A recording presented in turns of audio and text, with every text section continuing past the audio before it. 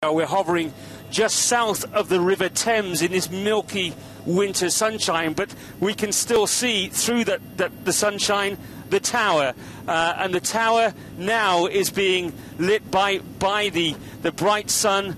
But this morning, of course, a very different situation, because the whole of central London was really enveloped in cloud this morning.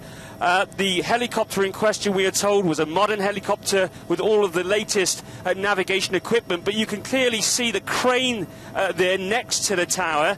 And as we've all been hearing during the course of the morning, somehow this helicopter collided with that tower, with the tragic consequences that we've all seen. Of course, there is speculation about what the cause of that crash was. The investigation on the scene below there is still in full swing. But what we are told is conditions now, although the visibility is not perfect, were much, much different from this morning. The visibility then was really very restricted.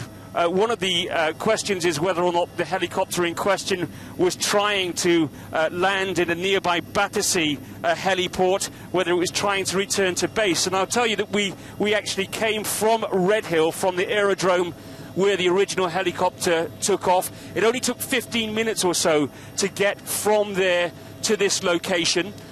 You can see why people want to make that sort of journey, because it takes about 15-20 minutes to get from there to this location in London, whereas if you were driving it would take at least an hour and a half. Very striking when we're looking back at the tower there that the crane is still there, it's still standing, but it does look damaged, and it looks to me as though it will be a major job to make that crane safe and to actually get the area underneath the tower back to some sort of safe position. I'm sure that is very much the focus of attention indeed as the air investigation continues in parallel to that effort.